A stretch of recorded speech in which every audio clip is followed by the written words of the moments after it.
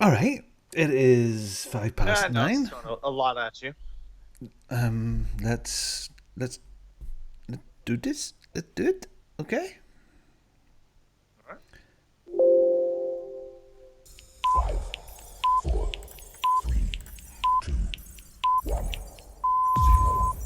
Good evening, ladies and gentlemen. Y'all are listening to the Overseas Connection podcast. Shut up and sit down. Here we go! Would you kindly? I think we're just getting started. Medic! I'm a witcher. I think this is more than you can handle. Sits on his ass all day. Let's do this. Hey, everybody. Thanks for tuning in to episode 541 of your Overseas Connection podcast, the official podcast of us, gamers. Gamers everywhere. Gamers from the UK, gamers from the United States, even gamers from Canada, sometimes Australia, sometimes other places. Anyway, it's going to be a small, intimate show today. We have myself, Greg DeLacy, OC Murphy's Law on Twitter, Murphy's Law on Xbox Live. And then spinning the decks for us behind the scenes, the lovely, voluptuous, and just downright sexy Robin Tate. Hi, voluptuous. Sorry, are you looking at my boobs again? Seriously. Hello, everybody. It's Robin Tate here. I am in Ballymena and I am in Northern Ireland. And I actually think this is the first time that you and I have been alone in the room together. I think you've done. I think it I is. think you've been with It's, other people alone, but never you and I. Yes, this is new territory. I'm not sure how to feel about this. So an hour from now. Anyway, an hour from now, we can kind of work out whether we're going to get on okay or not. You know, if we're on a desert island. true. Just you and me. Yeah, this is the Desert Island Challenge for sure. And who'll have the I trousers think we'll on? do okay. You know, who will have the trousers on after this? That's always a question. I don't know how that's going to pan out for us, Robin. Because we're both. My in guess shorts. is we are both going to end up trouserless. That's ultimately how it's going to go down. You know that, right? The sort of the conversation that was going on WhatsApp earlier on today, kind of was with Gary. Sorry, I'm looking at other stuff, not concentrating. With Gary, we are definitely not the bosses. The ladies are the bosses of the house. So, yeah. Oh, 100%. That goes without saying. Look, if you are married at all or in a long-term relationship, you already know this is the case. So, I think we can just we can leave it at that for now. What's going on with sorry, just well- before we start, what is going on? I know because you're distracted and I'm distracted. What the hell's going on with the connection right now? Because we're dropping a serious amount of drop frames from the feed. So forgive us if it's a bit bad. There's a few red signals up there at the moment. So I don't know what's going on. Yeah, it looks good on my end. That the good news is it looks okay from what I can tell. Monitoring Twitch on my end, but our connection over Skype is a little jittery. And of course, as I say that, of course, Skype just or Twitch just froze up a little bit. So who knows? Yeah, Who knows? Maybe it is going to be a could your bumpy episode. dodgy connection. So maybe we will try the Northern Stop Ireland, surfing the Northern more. Ireland connection Yep, at some yep. stage or another. Anyway, we've got a show to do. Hey. Greg DeLacy. Robin, Yeah. let's set the mood properly. Just saying. Just the two of us. We can make it. Oh, fail boat. Just the two Yeah, of yeah. us. I was trying to set the mood properly. You Yeah, were, and we that's failed okay. miserably because I sent you Richard Marks. We'll be right here waiting for you earlier on. So you know, it's a love boat sort of thing. And the first one, that's like bumping teeth or bumping braces and the first kiss. You know, you the retainers. Just that. Oh, should I lean in first? Oh, bumping noses. You know, well, that's what that was. Hey, fun fact. Yes. Fun fact. I never had braces. How about you? No, never. That's why I have English teeth. Yeah. My teeth are fine. Obviously, I was sorry. Okay. Well, here. Sorry. Quick story time. Here we go. Blah blah blah. Okay, that's enough of that. So, fun fact or not fun fact or disgusting fact. All these kids that we have here, right?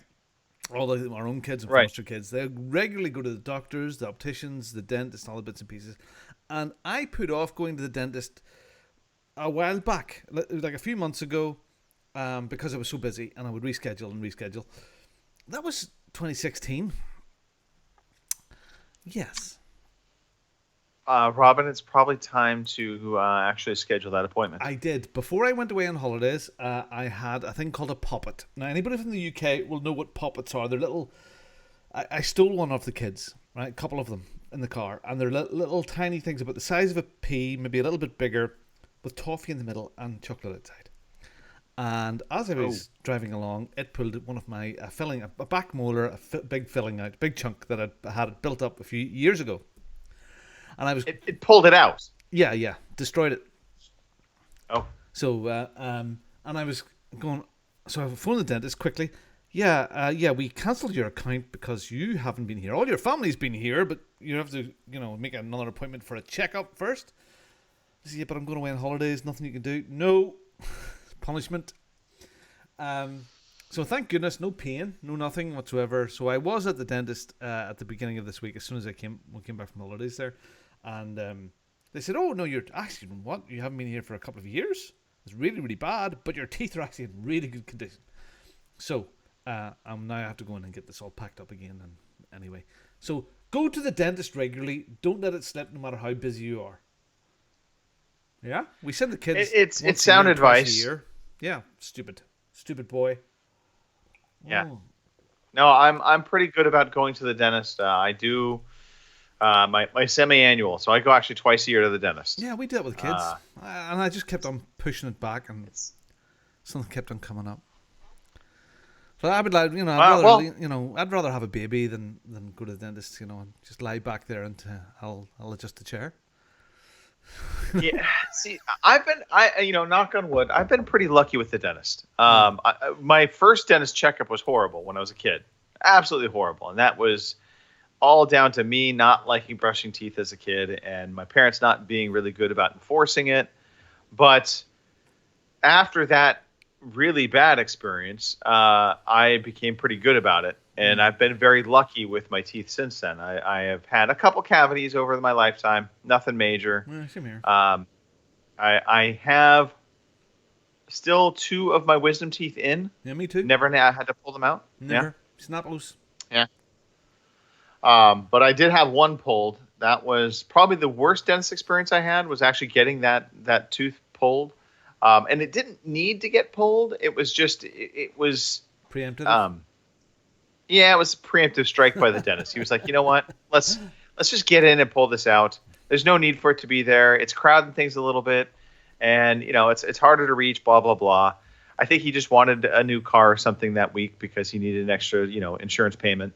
But the worst part of being at the dentist when you have something like that done, it's not the pain. To be perfectly honest, I mean they Novocaine you up. I mean the Novocaine shots going into my gum. I think one actually kind of hit a nerve, so that was like a sharp pain. Yeah. But you numb up totally fast.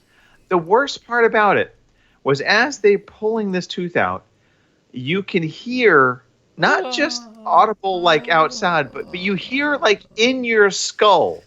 Like in your skull, you hear the tooth breaking.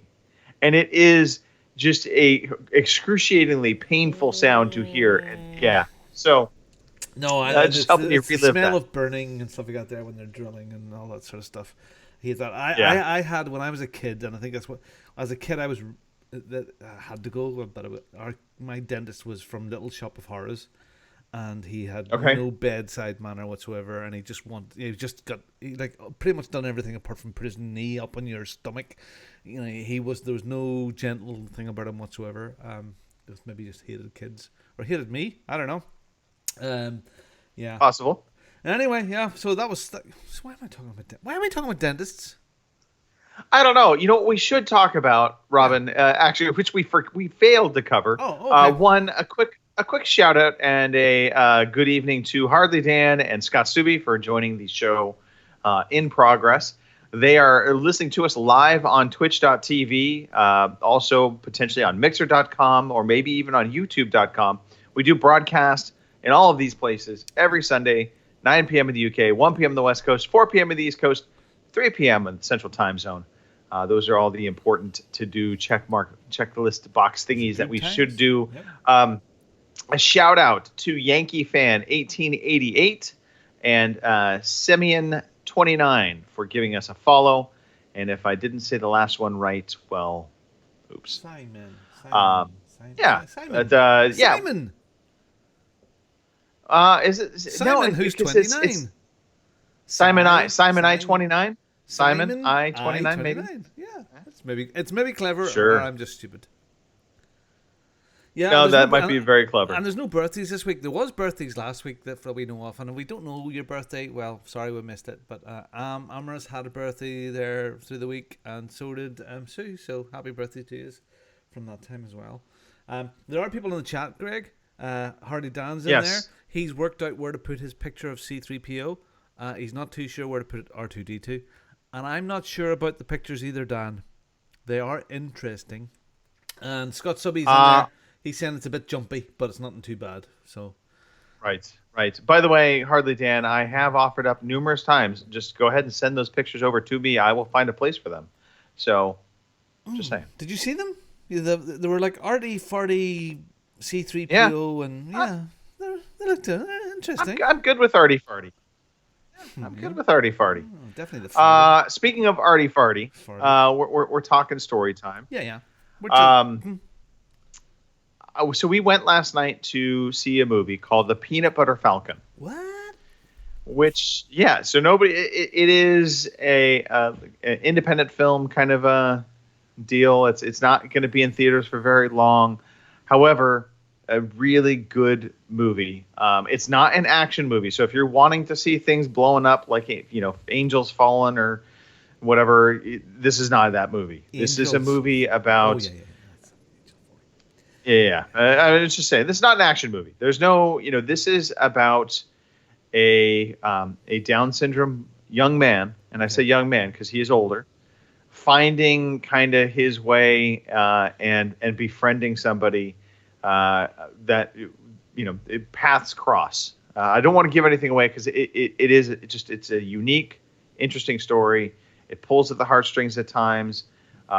Leaves you feeling good about life. You've got my interest perked there, Yes. Huh. Yeah. And interesting enough, it has Shia LaBeouf as one of the main characters. I'm not the biggest Shia LaBeouf fan.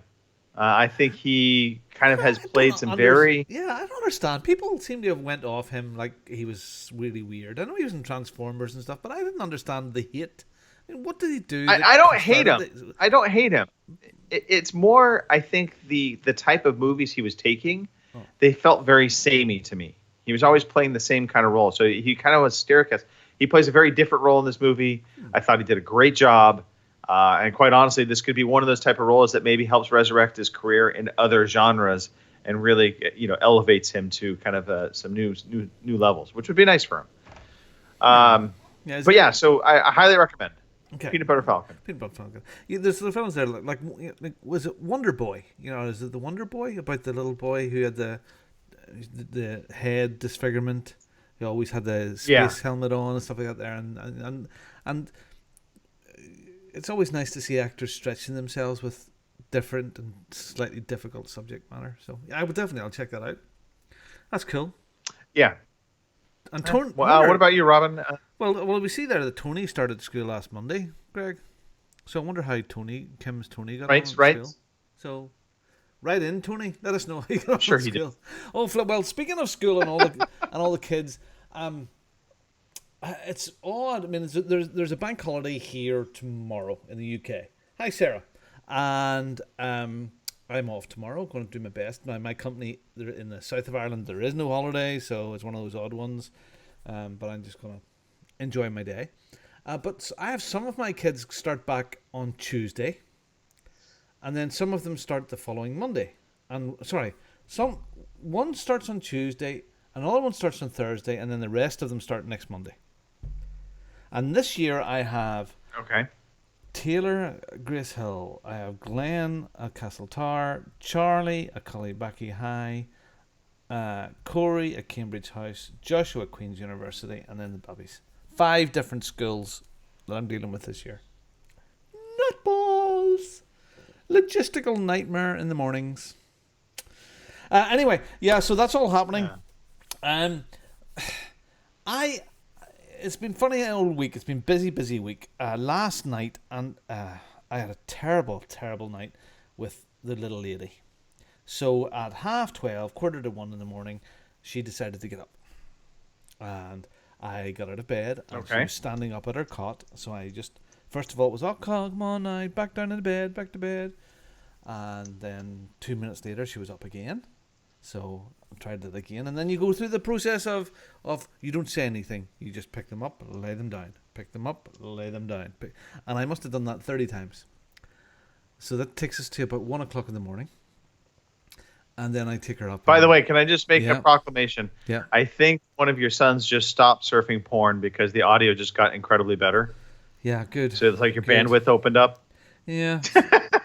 yeah. It doesn't look terribly healthy here. I've never actually seen on OBS this red bar saying that the kilobytes per second is so poor.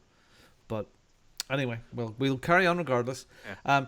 So I Yes. pick her up and go downstairs, and we are sitting watching Star Wars, and it'll come up later on. We started watching Star Wars Solo, and yeah, I went back to bed at 4:30.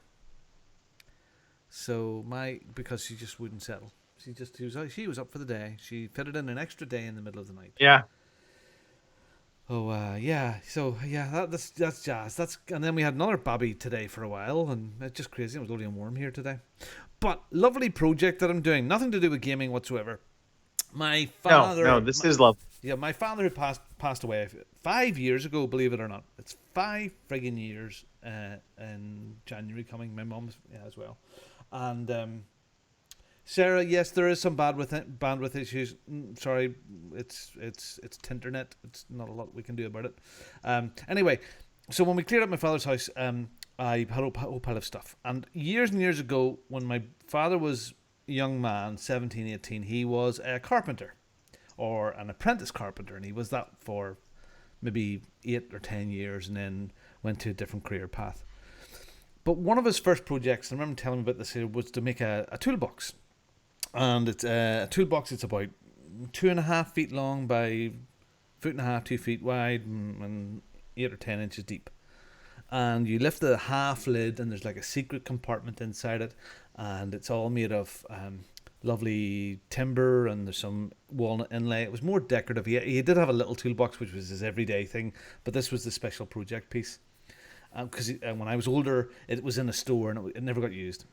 Anyway, I've had it in my tool part of the garage here since clearing out his house, and I've always had in mind that I would love to restore it and maybe turn it into something else or have it done. So because we're doing the work in the house, I always thought we'd make a lovely little coffee table. So we started the process over the last couple of days, and I've stripped all the old. Now this thing's now 70, 80 years old, and it's been in a greasy garages and one thing and another over the years. And some of the old, original, really old carpenter's tools were inside it. There's a funny noise. Yeah, I'm hearing you in a big way. What do you mean? I don't know what I mean. I hear a buzz. Anyway, we'll carry on. So I stripped it all back and sanded, and took all of the old furniture off, all the metals and all the latches and stuff like that there, and the old leather handle that was on it. So last night it got its first coat of varnish, and today it's had several. Because it's been so hot here, it dried very, very quickly. So sanding it down, get it smooth, and making it like an old oak look to it. And then I've started to take all of the little latches and bits and pieces and get the Dremel out and polishing them up, get all the rust off them. And there's some lovely brass pieces. So some of those are ready to go back on again. And I have some little legs coming from Amazon, little 8-inch black legs. And I'm going to turn it into a coffee table. And hopefully. Again, it has knocks and it's dented, but there's just something nice about it because it was my dad's. And I'm not a joiner or anything like that, but I've really enjoyed the therapeutic bit of working away at this, and yeah, it's been nice. I hope it turns out nice, and even if it doesn't, it'll end out here. If it's not good enough for inside the house, it'll end up out here, and I'll be as proud as punch of it. It looked nice. I saw the pictures of it. I thought it looked fantastic. No, you thought it was a coffin.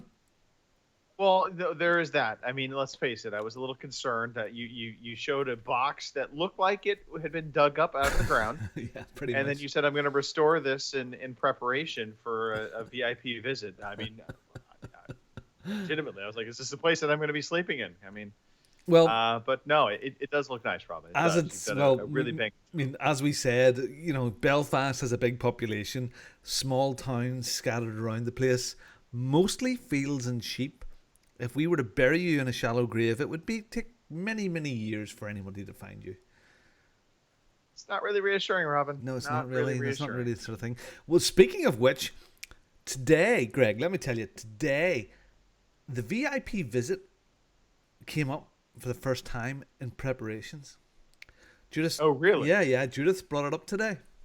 I said, well, Greg's coming in here, and if he's going to be staying either here or in Joshua's room, and Joshua's going to go to the house in Belfast, we have to get Joshua's room ready. It'll have to be all cleared out and done and redone, and get all the sheets redone and get new sheets, and we'll have to get it all decorated for Greg coming. I was planning on sleeping on the pool table in the background, for the record. That was my thought, was a pillow, a blanket, I'm good. Well, I'll maybe have you on the pool table. You never know. Yeah. So, but getting back to work this week, it was really hard. I mean, Monday back to work, and I have to admit, it was probably Wednesday before I started getting my mojo back again. Before I got the buzz, because there was meetings set up for me on Monday when I was away, and the stuff I had site meetings and different bits and pieces that I had to go to on Monday and Tuesday, and I was just doing colour by numbers. I was just getting through it, but it wasn't until Wednesday that I started to get let's get moving again. But I just, if you had the opportunity to stop, if the lottery came in, Greg, or Right. great Uncle Olaf that you've never met, who lives in Good old Uncle Olaf. Yes, Uncle Olaf. Yeah, he lives in outer Mongolia somewhere. Okay, and he met you or seen a photograph of you once, and he is a multi-billionaire. Left you their money.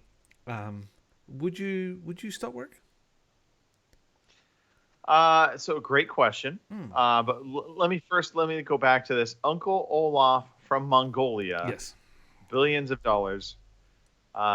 Mongolia and Olaf don't seem like they match up. Oh yeah, too well, he was a missionary. He went out there.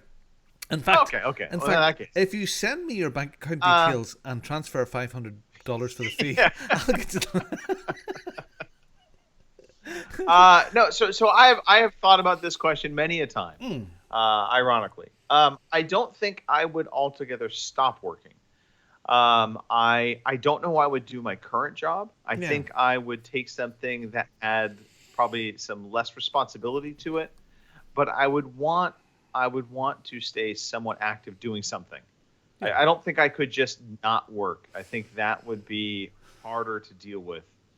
But then again, depending upon how much money good old Uncle Olaf left me, I might also venture to just start up my own business, doing something that I was passionate about and go that route. So it might actually become more work in some respects, but it would be work with passion behind it, as opposed to the work I do now, which I enjoy, but it's not passion filled. It's not like I don't live for market research. I'm like, oh my God, I can't wait to do more market research. No, not really.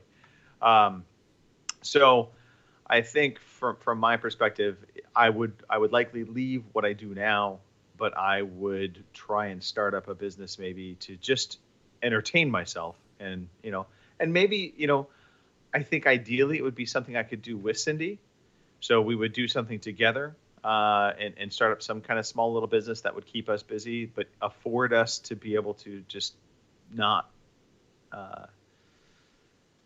feel the responsibility of the day-to-day life, right? So yeah, that's my thoughts. Now, granted, it may all go to heck in a handbasket. We just say, hey, we're just going around the world for the rest of our lives. Yeah, You know? yeah, Sell the house. Yeah, I think you could do that for a while. I think I would be very similar to you. I think it would have to be maybe start up what is it? A non-profit or not-for-profit or some sort of maybe some charity thing Non-profit. or helping something. For me, if there's people out there that help the kids to play, disabled kids playing video games, stuff like that. That'd be lovely to get involved with somebody like that to tie this into it as well. I don't know, but again, that's Fantasy Island. Yeah. No, it's Fantasy Island up until something happens. So let's play the lottery. I think that's the real key takeaway from this conversation, Rob, is we need to play the lottery. Well, we could do one big drug haul.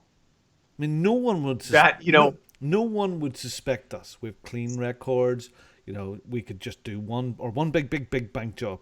I mean, we've got nothing. Have you seen the movie The Mule? No. With Clint Eastwood? Absolutely, you need to watch the movie The Mule with Clint Eastwood based on this conversation right now. I think we would probably feel miserably. Oh, totally. Absolutely. Oh, dear. All right. Well, that does it for some story time. There is lots of stuff to talk about gaming wise, I think we can dive into that. Yeah. Okay. So, shall we play a game? Shall we play a game? I want to play a game. You are one pathetic loser. Okay. Well, where are we? We're at the end of the month, so I don't think there's an awful lot of point going through the freebies. Now, here's the one thing I'll say to this is, it is the end of the month. You only have a couple days left. If you have not, if you have PlayStation Plus, if you have Twitch Prime games, if you have games with gold, there are games available. Download them. They'll be available only for a few more days. Gears of War 4, Castlevania Lords of Shadow on the Xbox. On the PlayStation side, you've got Wipeout Omega Collection, Sniper Elite 4. And on Twitch Prime games, Wonder Boy, The Dragon's Trap, Pumped BMX Pro, Mabel and the Wood, and Automachef. All those games are going to disappear after the first of this month, or the 1st of September. So get them while you can if you haven't already got them. But let's dive into what we have been playing. I'm not going to cover too much here, Robin. I mean, do what you want. Let's talk about Yoko Island Express. Okay, let's talk about that game. If you don't mind a few clicks, I'm going to bring it up on. I don't mind a few clicks. Yeah. I would expect a few clicks. I'd expect four clicks. Well, that's 1. 4 clicks. 2, 3. This is scintillating podcast right here. 4. Okay. 4 clicks gets us to the center of the gameplay Tootsie Pop. Yoko's Island Express. I have been looking at this game for many months. Many cycles of moon I have been looking at game. And it just is one of those little platformer things that I really seem to gravitate to. And it just seemed a little bit weird. So that's why I never ever sort of pressed the button on it. Okay. But it has now appeared in Game Pass, that fantastic thing that is Game Pass. And I did some research on it, and it was fantastically reviewed. First out in Steam, not too long before it or after it came out on PlayStation and Xbox. And to explain what it is a platforming game. If you were to take Ori and the Blind Forest, what is the other one then? It was absolutely fantastic. Yeah, Ori, but not sort of. Yeah, not 3D, but a platformer that way. Okay, so sort of a not serious Ori. What is the one that was absolutely fantastic? Damn it! Why can I not remember it?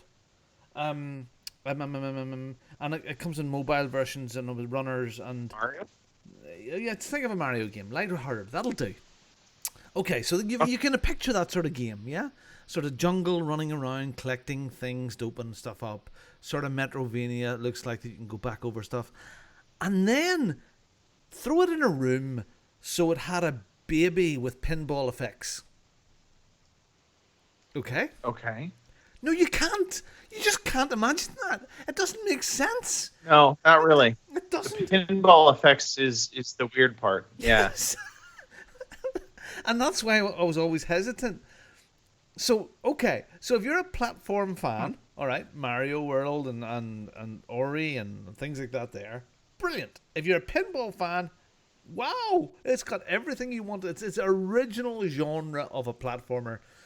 You play this little ant. He seems to be an ant.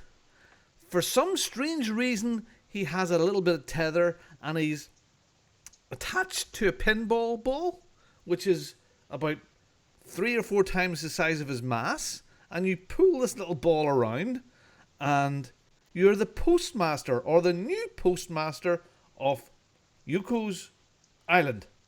Yes? The Island Express is the postal service. And you take over from a guy who's retired. And you have to go and pick up the post and deliver the post. Of course, there's a baddie involved in this as well. But if you look at the screen at the moment, the gameplay and the platforming that you do as normal also has the little paddles left and right that you have on a pinball table. And you flick yourself with this ball into various areas, and there's like miniature pinball tables built into the visuals, not like a upright with a glass in front of it. It's part of the map design, and it is totally and utterly original. And I'm not that long in. I'm maybe an hour or 2 into it, but it is absolutely glorious little game. Yoko's Island Express. It is lovely. Fraser, you're going to love this. He loves his pinball and he loves his platformers. So go for Robin, it. can I ask one question real quickly? Yeah. Did you transition our screen to show the video play? Uh-huh. All right. Because I'm not seeing... I just see our screens up. I don't see the video screen up showing the gameplay right now. Oh. And it's been a little while. So I don't know anybody else is seeing this right now either. Okay, well... Just wanted to throw that out there. Well, I'll go back there and well, hopefully I painted a nice picture. I think you painted a great picture. It's one of those things that I just have visually speaking. So Yoko's Island Express, if you like platformer, and if you like platformer, pinball, you don't have to really love pinball because it is part of it, but it's just part of the gameplay. Go grab it. It is absolutely delightful. The sound, the little cartoony style graphics, it makes no sense whatsoever. The story is just irrelevant. You know, nonsensical. The map is clouded over with the fog of war, and first of all you go and you collect your meet the old postmaster, and he retires, and you get your post office, and then it tells you, well, you have to go up here and deliver 3 letters, one there, and there. Your usual sort of formula, but all of the little creatures and the design is lovely. It's such a high production value. So yeah, that's it. Okay. So all right, I love that. All right. Yoko's Island Express with a big thumbs up from Robin for gameplay. Yeah. Okay. I'm going to talk about a couple games real quickly that we don't need to spend any time talking about, really, other than the fact that I did play them, and we will talk about them future. Now I see the video popping up on Yoko's Island Express, by the way, so it did finally pop up. Way behind. Yeah, it is way behind. Trials Rising, obviously, we have our Trials competition going on, so we will talk about that, but we'll talk about that later. Stellaris. That came to Xbox Game Pass, the console versions, I was curious. I've always been tempted by this game. I like strategy games from time to time, and I was like, Stellaris sounds like this could be kind of cool. Dear God, this is a very, very complicated game, and Greg, I only had. It looks Yeah. like a game for accountants. It does. It does. It feels like a game for accountants in a lot of ways. There is so much to manage and dive into, and different menus to go through. It was probably like 12 o'clock at night when I tried playing it. I was tired. Like 5 minutes, and I was done. I was like, I can't concentrate on this. So, Stellaris, I still want to come back to you. I don't know that I'm going to enjoy you.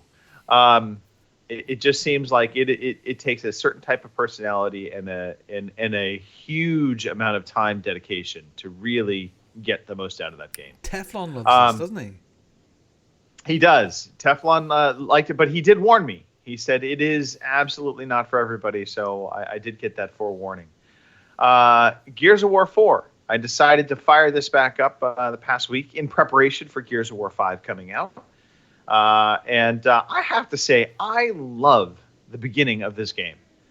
They do a great job of recapping the previous Gears of War games by having you play some missions that kind of involve the previous game's stories, and they do this little recap. But you play as a regular Gears cog troop or trooper, soldier. So you're not playing as one of the main characters. Sometimes you intersect with some of the main characters, but for the most part, you're always playing the role of characters that are, kind of throwaway background characters, and it just gives a different perspective to everything. And I really, really liked that. And so they were able to kind of recap what had all happened using that formula. And of course, that's also the tutorial of getting you back into the swing of what the mechanics are. So Gears of War 4, obviously in prep for Gears of War 5. Very much looking forward to that game. And then let's talk about Gears Pop. Okay. While do we're this. at Yes. let's talk about this. Gears Pop came out. I think it was on Wednesday. Yeah, I think so. Yeah. Ish. And I was very skeptical of Gears Pop. For the moment it was announced way back when. It's like a mobile game, Gears universe. I don't know. And I still have this twinge in the back of my mind being like, I don't know how I feel about this game. But what I do want to relay is that this game works. It is a mobile Gears, using the Gears Pop figure game where it kind of reminds me of Plants vs. Zombies. Yeah. In some respects. Similar things coming down. Yeah. So you have lanes. There's kind of 2 lanes of cover on the left and the right side of the screen. You have a bunch of different character pins, which basically you use to form your squad. And it could be all different kinds of characters. It can be named characters. It can be locust characters, or things like grenades or decoys. So there's all different types of pins. And again, you take, I think, 10 of these and create a squad out of them. You can level up characters individually. And what happens is when the game starts, at the very bottom of the screen, 4 different pins will show up based on their cost value. So there's a timer. And say I have a Marcus Phoenix character, and he has a cost value of 4. That means the timer has to reach 4 segments before I can pull that character onto the screen. Okay. So right. So yeah, you've got you pick your characters that you play with, and if you fire out Marcus Phoenix, he goes on. You can sort of point where he goes on the screen, but after you've pointed where he goes and does his thing. You have no real control, like Plants vs. Zombies. It's like absolutely you can direct where you want him to go to. He'll go that general direction, and he'll work his way to his best up to the end of the to the bodies side of things until he dies, and then you'll get a new Marcus Phoenix after 5 seconds, 20 seconds, whatever it may be. Okay, sorry, I wasn't sure about that because I played maybe 4 or 5 rounds of it, and it was like fire them up. Right. Okay. Now each character has characters they are good against, and then they have characters they're weak against. So this is where the strategy element starts to come into play, because if you throw, say, a Marcus Phoenix out there, and again, I don't know specifically off the top of my head what his counters are, but the guy or person you're playing against can throw out the counter. Say it's a Locust drone. The Locust drone can be really effective against Marcus Phoenix, and so he throws the drone out, and as they meet and collide, Marcus Phoenix is going to lose to that drone pretty much every time, unless maybe you have other characters on screen to support your character. Oh. The idea is to get your characters to the top of the screen and take out the enemy's installations. There's 2 machine gun nests, and then there's kind of a home base in the middle. And for each one of those you take out, you get 1 point.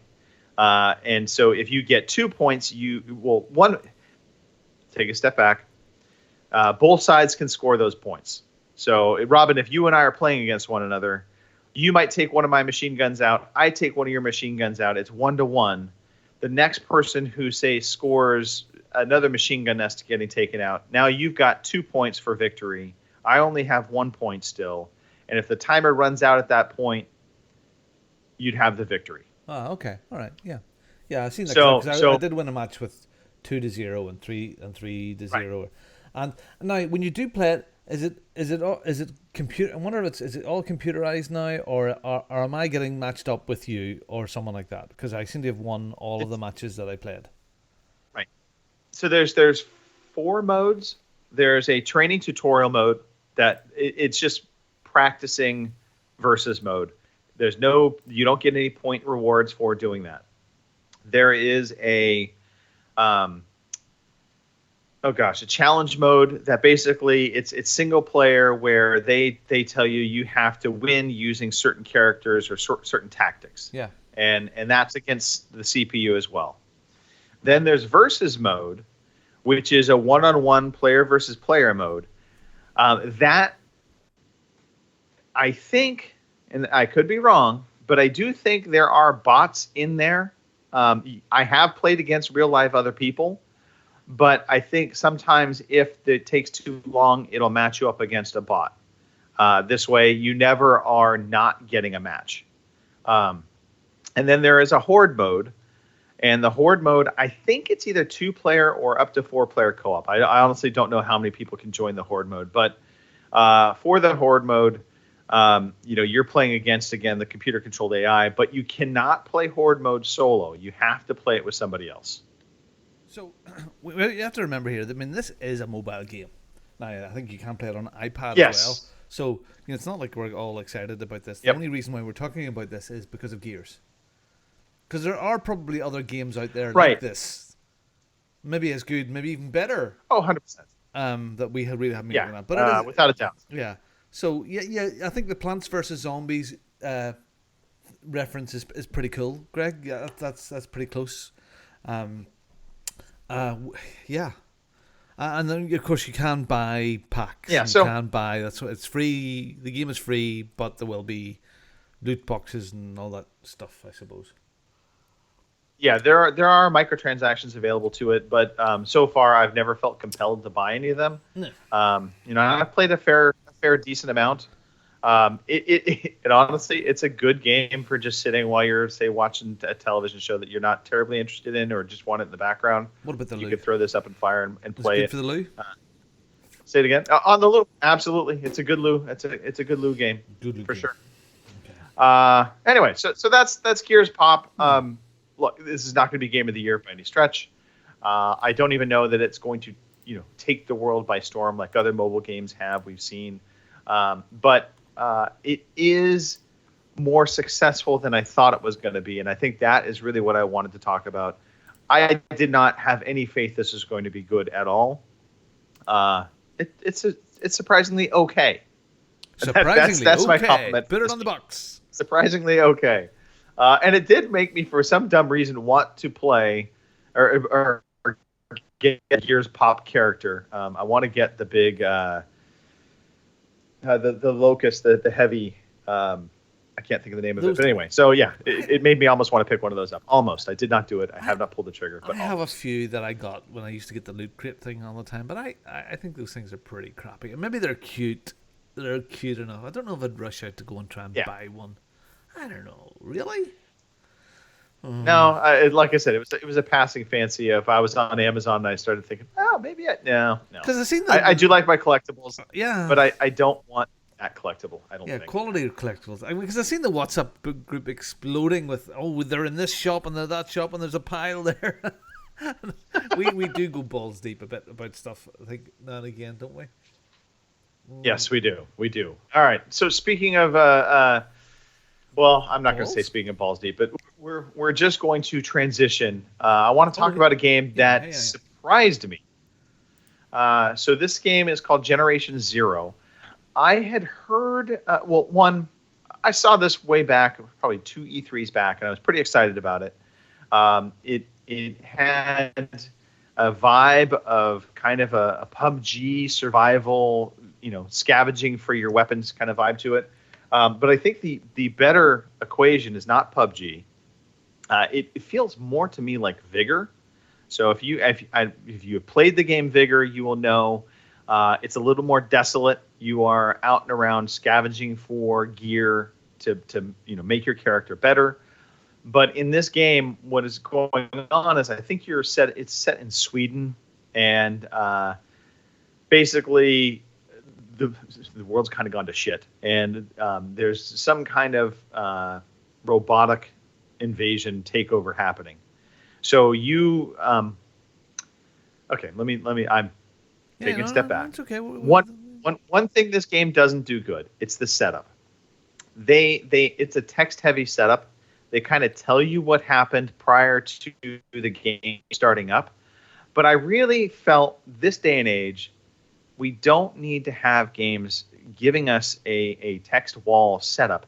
Instead, you could do it with some cutscenes. It would have been really easy to do this because the premise is you are a young, kind of an older teenage person, and you were out with some friends, and basically the world goes to shit while you were on a boat, and then as the world's gone to shit, you come crashing back to the island, trying to find out what's going on, and you wake up after, I think, kind of like a nuclear bomb or something goes off, and you're on this island alone.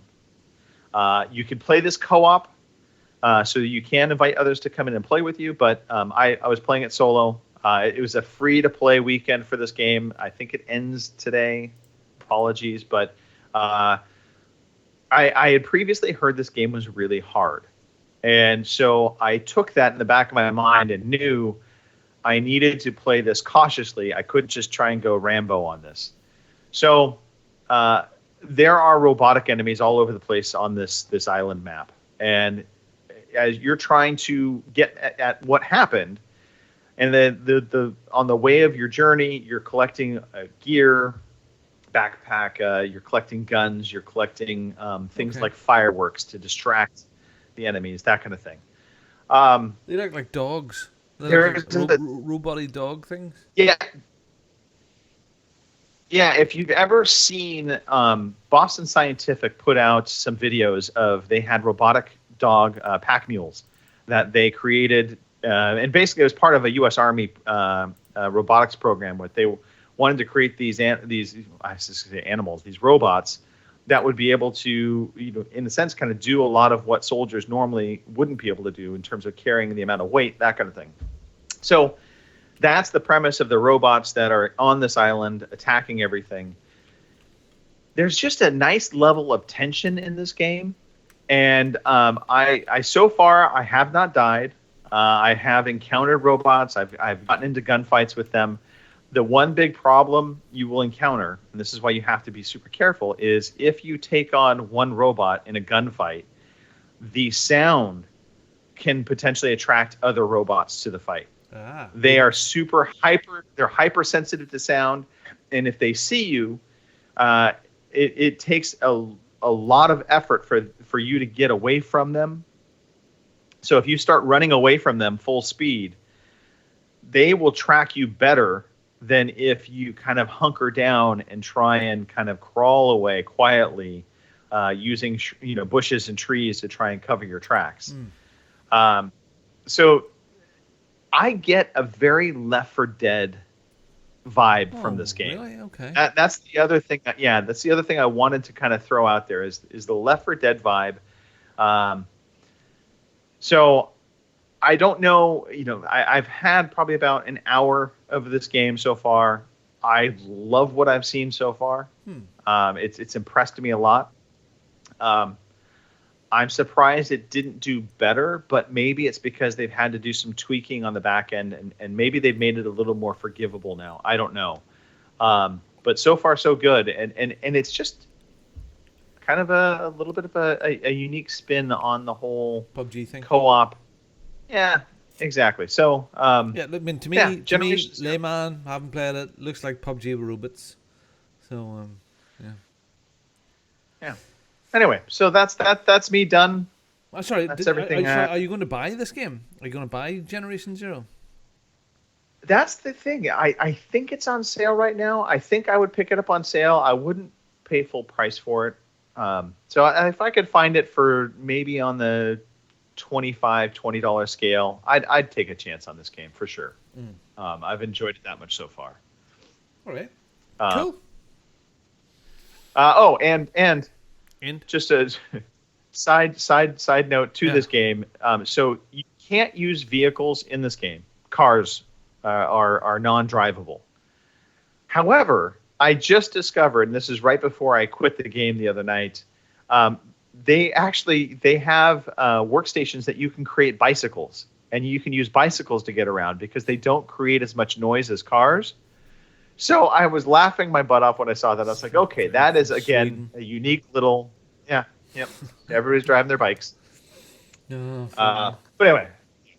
All right. Let's move on. We've got some stuff to talk about, Robin. News. Here is the fucking news. I always wondered about that. The story of that little soundbite. I don't know. Yeah. It's a European thing from what I can tell. Yeah. No. I always, I like it and cringe at it too because that's the. You curse on that podcast, Robin, Judith. So. Yeah. Anyway. On occasion, yes, we do. On occasion. Yeah. All right, Gamescom happened. Gamescom. Woo, yes. Germany. Yeah, I won't say it was a news-filled Gamescom. I think there were some good pieces of information that came from Gamescom, but actually most of the news was not Gamescom related. That I think is the bigger news. So I'm going to skip around a little bit here. So I'm going to cover some of the Gamescom stuff. Yeah. So the Witcher 3, or as everybody is now saying, the Switcher 3, got a date announcement on the Switch, October 15th. So that will be coming to Switch for all of those who want to dive back into The Witcher 3. I watched this. I mean, I think we were both watching the Microsoft thing, and other bits and pieces were coming up as well. Bits and pieces of it. Right. At one stage, some of us were watching some part of Gamescom at all times throughout it. The version on the Switch looks okay. It doesn't look fabulous, but I think on the small handheld screen, it'll probably be absolutely spot on. I don't think this is where you would ideally play The Witcher, but if you're a massive Witcher fan and want more of it, this is what you would buy, and you could forgive the more basic graphic out of it if you just wanted that gameplay and wanted unicorn sex. Yeah. You know. So that's okay. Totally agree. Fair enough. Totally agree. And it's amazing that little handheld thing is doing the full, because it's the full edition of it as well. So apart from some downscaled graphics, it's the whole Witcher experience on a Switch. Cool. Yeah. So let's jump around. So Robin, I'm going to keep you on your toes here. So okay. Apologies. I'm going to jump down to Stadia. Yeah. Stadia did announce more games. They had a press event, and honestly, a lot of the press event stuff that happened at Gamescom felt like it didn't necessarily need press events. So I'll just throw that out there too. But Stadia did announce a bunch of games coming to Stadia for its launch, but also beyond that. The biggest win for Stadia is Cyberpunk 2077. Yeah. Sorry, did I say 2070? Yeah, 2077 coming out for Stadia as well. Mortal Kombat 11, The Elder Scrolls Online, Borderlands 3, and Super Hot were a few other titles that they did announce that were going to be part of that launch lineup. I don't get excited for a lot of those titles, but Cyberpunk obviously is a big win. I know, Greg, it keeps them relevant. I think what comes out of this for me is that pretty much what they're saying is, like, from the get-go, we are a player. We have all those, pretty much all of the same titles that the other main consoles have. So from day one, Right. if you want all of those things, you're not losing out by here. In fact, if anything, if you've got a half decent internet connection, you can play this anywhere instantly.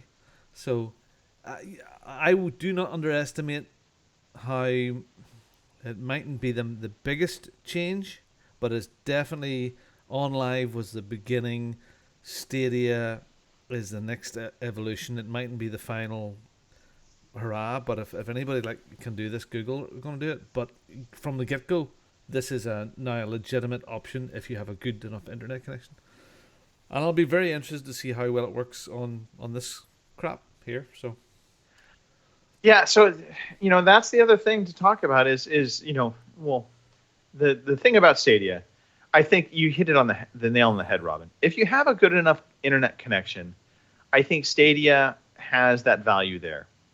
In terms of the paid version, if you have super high bandwidth and you can pay for a 4K streaming service that's literally going to deliver 4K to your television through Stadia, hey, that is fantastic, and I don't see a big problem with that. I think the problem comes in that 4K is not a guarantee to you through this service. 4K is always going to be subjective to your internet connection. So when you have internet connection problems, you're going to go sub 4K, and if you don't have that constant good connection, then paying for the service, for the 4K service, is going to be a bit useless, because at the end of the day, they're going to be coming out with a free 1080p version, which likely your internet connection would hold up to, and that is going to launch in 2020. Greg, I'm fine with 1080p. Right. Your 4K is so much better, beautiful, fantastic, but as I get older, I am fine with still really, really good, not super duper fantastic, but it's still friggin' awesome to look at 1080p. Some of the games we've been playing over the last few years have been 1080p. So I don't get hung up on that. Real graphics aficionados that really want that, well, this is maybe not for them. But for me, being able to throw this in my travel case, or in the case of EGX coming up in London, Right. I've, in my travel bag, I've got a full console. So if there's Wi-Fi in the place, it's half decent, away I go. So, interesting. Again, I have one on order, and it'll be interesting to see it. So, cool. I think they also announced absolutely. one or two exclusive titles, smaller things, but they were exclusive. I noticed it was on one Jeff Keighley's show. Yes, they did. I don't remember. I don't remember what they were. They weren't big titles, so. To me, the big win was Cyberpunk, to be honest. Okay, so just covering over some of the smaller stuff real fast. PUBG. This is a big deal. PUBG console games are getting cross-play. Woo. What that means is PlayStation 4 players and Xbox One players will be playing against one another. That is test server in September, and then they hope to launch that service in October. So that's good news for a game like PUBG. And honestly, I think this is why crossplay is important. It's for the smaller games. We don't need crossplay for Call of Duty. We don't need crossplay for FIFA. We need crossplay for some of these smaller games. And PUBG, I know it's a big game, but what I'm saying is for smaller games where they don't have on each console a huge player base, maybe a decent player base, Yeah, so you They'll so benefit from that. To So fill servers, to fill 100 players or whatever it may be. Yes, exactly. Instead of splitting it up into 3 versions or 4, PC, Switch, Xbox, PlayStation 4, and ZX Spectrum. So yeah, that's a good thing, and we're not all excited about it. We're not cheering about it, but it should because it should have been for a long time. It's just politics. Yes. Politics. Agreed. No, absolutely. Xbox Game Pass had a few announcements. So the big announcement, quite honestly, to me, is the Blair Witch game, which is launching into Game Pass. That got announced. Which prior to this, we just knew Blair Witch game was coming, but they're actually going to launch it out onto Game Pass as well. So that's a nice get. Devil May Cry 5 and Stellaris also were announced as part of that, coming to awesome. Game Pass. Devil May Cry 5. Obviously, Stellaris. What was it? The beginning of the year? DMC 5. So sorry, Game Pass, blowing it out of the park. You really don't need to buy games any longer. Then we were getting excited for. Again, we're talking about Gears now. Gears in a week. The thing came up today to preload, to pre-install it. Right. Just wow. Yeah. Well, and this was kind of one of the, to your point, Robin, about not needing to buy games with Game Pass, because Phil Olsen, lovely Phil, who's supposed to be on the show, by the way, Phil, he had just bought Stellaris a month back. He did this not so long. There's something else. He did this recently as well. Yeah. Was it Mars? It definitely Mars happened. Building thing or? Yep. Obviously the challenge is some of these games do exit Game Pass, and so if you do buy it, you'll have it forever, and that's okay. The other kind of notable things out of the Xbox Microsoft conference, Gears 5 is getting a Halo universe crossover, so there will be 2 playable characters in Gears 5 that are character skins from Halo Reach, Emil and Kat. Right. I love this only because I've always wanted a third-person Halo game because I love the character models of the Halo characters. So I thought, okay, cool. Is it really part of Gears? No, not really. Just like Terminator's not really part of Gears, yet they have the crossover but it's stuff nice. in there. It's just a nice wee touch. I'm assuming it's just for multiplayer stuff, not for the actual campaign. All right, so that's kind of the smaller stuff. Now I'm going to circle back into some of the bigger announcements. Death Stranding. Death Stranding got a significant amount of trailer time and shown off on the Gamescom opening night event. Jeff Keighley was there, and honestly, that whole event felt almost like it was just waiting for Kojima to show off this game. I still have no idea what this game is about. They showed Norman Reedus being able to pee. His character can pee. And apparently don't understand. Seriously, I'm sorry. I don't understand. Yes, people want to buy this because it's so weird and wonderful, but I don't understand that they showed us peeing. And what was the other thing that he did? Oh, a ladder. Right. Ladder and peeing. That was it. And shaking a baby. Well, they did. Rocking a baby. They did show off rocking the baby. That apparently the bridge babies. By the way, we need to get these terminology correctly. So the bridge babies. They showed off a new character named Mama, who was a mother to a bridge baby who is stuck in a different universe. And she's still connected to the umbilical cord, so she can't leave the room that she's in. I mean, this is just bat crap. I mean, it's crazy. It's crazy. I'm curious if anybody in the chat listening to this right now is still excited for this game. I could not be less excited for this game if I tried. Honestly, I'm not a big fan of Kojima. Maybe that's somewhere this week that somebody had said Kojima goes to these events, he goes on stage and makes the game up on stage. This is what he does on the stage, and then I believe that. And then the dev team in the background have to go, holy shit! What did he say? Okay, let's do this. maybe again, if you go back to Metal Gear Solid, there, the last big game, and the first 2 hours of it are just batshit crazy, and then it evolves into this fantastic military shooter with some quirks like the balloons and the sheep and all that sort of stuff. But it's a good solid military shooter. Maybe this will be the same, but it does seem bleak. It does seem like you're delivering things over bleak landscapes. You know, like, yes, nice pretty grass and mountains, and it looks like you're in the hills of Scotland, and all of a sudden there's this sci-fi prefab building with one man in it waiting for his Amazon parcel. Oh, thank goodness. Right. But by the way, it very much looked like Scotland. I will agree with you. However, it is set in the United States. I don't know where in the United States that's supposed to be.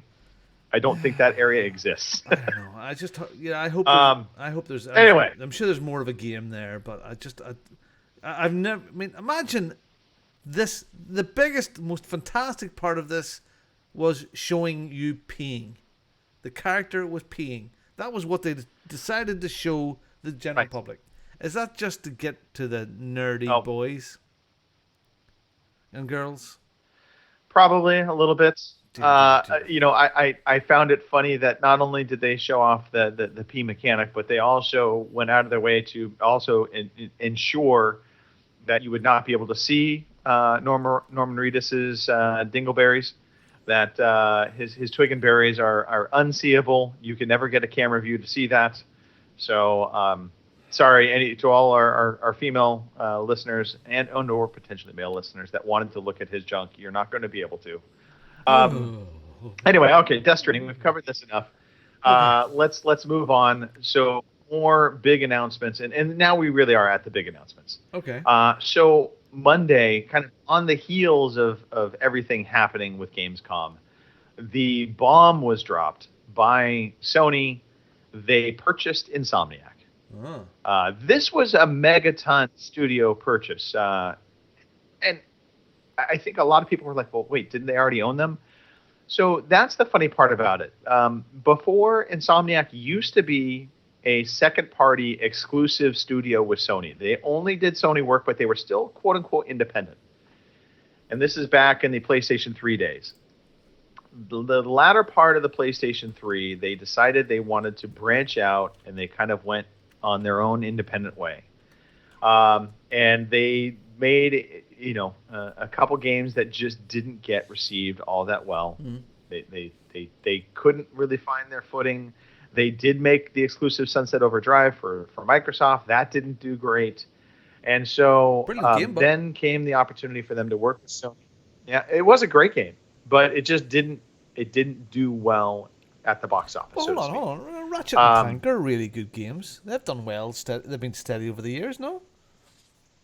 No, absolutely. And this is what my point was going to be, which is when Insomniac has gone into some exclusivity deals with Sony, going back to the Ratchet and Clank, they did a remaster version that did really well. And then, of course, they made Spider-Man for Sony, which did extremely well. In fact, it was the best-selling game of last year. 13.2 million copies sold. Think about that. That's a single-player, single-platform game, and it's outselling and doing better than other titles out there. And I think it was best-selling single-player only game. But either way, really did well. Sony saw this as the right opportunity to strike that deal back with Insomniac. And I think Insomniac also realized, you know what? They are a good fit. So there you go. Insomniac now part of Sony Studios, and there are talks that they may have more. We'll see. I am Ace Platinum is trying to guess our names and ages and jobs. Oh, dear. Gavin, I like it. Oh, driving instructor. There you go. Marco, pizza chef. Yeah, well, I would love to be a pizza chef. If I could be a pizza chef, I'm just saying. He's absolutely right. Anyway, absolutely right. Absolutely perfect. Yep, exactly what you nailed said. it. Nailed it. Yeah. Okay. Well, yeah, it's good for them. It will give them the confidence to go on and develop other new and exciting things. I think there's probably another Spider-Man game in them. If you go back to Sunset Overdrive, you can see the Spider-Man stuff, the traversal through the worlds. So good there, and of course Spider-Man always swings around. But I think that they were on the money there. So yeah, let's hope they can spread their wings and do even more wonderful stuff. I'm all for this. Yeah, why not? Why not? Good old Insomniac. No, absolutely. I think it's good for Insomniac. They get stability. They don't have to, as any independent game developer has been talking about of late, the struggle to find the funds for the next project is real. And so this just gives them stability, which is great. Kind of on the heels of that, to talk a little bit about it, Sony and Disney are in a bit of a fight over the Spider-Man Marvel Universe kind of situation. Sony had kind of a sweetheart deal with Disney for Spider-Man, and Disney wants to redo that deal. They want a bigger cut of that pie, and Sony doesn't want to give them that bigger cut of the pie. I don't know where that's all going to end up playing out. I think at some point they'll come to an agreement, but I think as of right now, they're kind of at odds. I think Sony held on to all the merchandising rights, and they had 5% of gross, is from what I've read about this, and they were looking an awful lot more and a cut of some of the merchandising. And I think part of it is Sony is resistant to giving more away, because even though the last Spider-Man movie was really, really popular and done really, really well at the box office, it cost 3 or 4 times as much as the last few that they done, which actually the movies weren't great. So I think the Sony thing is, and it's happened before in the past, because they killed the Fantastic Four really, and X-Men, just churning stuff out. Was that when they were churning stuff out for Spider-Man, they were making as much as they were with the Disney deal. Not the same sales, but the same profit, because the movies were cheaper to make. So that's where all of this, again, it's accounting. Get the counting. Hold on, I've got another pizza to do. Yeah. So don't turn into a pizza guy right now. Come on. Yeah. All right. No. We'll see. We'll see where that pans out. I still think they come back to it, because basically Disney said Spider-Man will no longer be part of the Marvel universe, which is kind of crazy. Yeah. Especially since he was already part of it, so it's kind of like, are you going to try and backtrack on that? I don't know. I don't know how that plays out. What I do know is Disney also announced a new series called The Mandalorian Star Wars series. They had a trailer that came out. This looks fantastic, by the way. That will be exclusive to Disney Plus. It makes me now think Disney Plus is really going to be a viable subscription service. I was opposed to it before. Yeah. I think I'm all in now. I was talking to Joshua at dinner about this, because Joshua would be a real movie buff now, and all India's Marvel universe, and I was saying, well, Josh, what do we do here? I mean, because when we have Amazon at the moment, we have a bit of Now TV, which is Sky on demand, and we have Netflix. I mean, I said, well, do we just drop Netflix now and just get it when we need to? Because I don't want to have another one, because they are moving all of they're showing all the backlog of the Disney movies, and then they've got the Mandolin here, and all of those properties. See, this is so people talked about cutting the cord. Cut the cord. It's going to be cheaper. The problem with that was it opened the door to all of these individual stations and studios to say, well, we'll then just make our own paid-for app. Yep. And now we're starting to see that. More and more services coming out, more and more paid TV services to stream, and we're, in a sense, going right back around to where we were. It's just now you have the option to pick and choose, sure, but if you want all this content, it's still going to cost you about the same as it would have back in the day when you had your cable TV. So, but let's talk about Disney Plus real fast. They did announce a bunch of other platforms it's going to be on. So previously they had said just PlayStation 4 and Roku, but now we know they're going to have apps on iOS, Apple TV, Android, and Xbox One as well. So you will be able to find Disney Plus pretty much anywhere you want to go. It will have unlimited downloading on Disney Plus, which again, that's fine, but you'll be limited by your own ISPs in terms of what kind of data caps you have. But you can download as much as you want, and you can stream it all in glorious 4K HDR, Dolby Atmos, and it's all going to be for $7 basically a month, $6.99. That's actually a really good value. No doubt they're going to raise that price in a year, but to start with, that's pretty cheap when it comes to streaming services. Well, for me, I think Netflix is the one that's going to. Go ahead. Netflix is the service that's going to suffer here. I think in the UK, lots of people are tied to their dish for Sky. I'm in a unique situation where I get a lot of my Sky through just the internet. And Amazon, I'm Amazon Prime, so I'm not going to dump Amazon. And the Amazon Prime comes with that Amazon Prime. So I'm not stopping Amazon Prime. It's just a feature of what it comes with. So for me, the one that I have to think about is dropping. It's Netflix.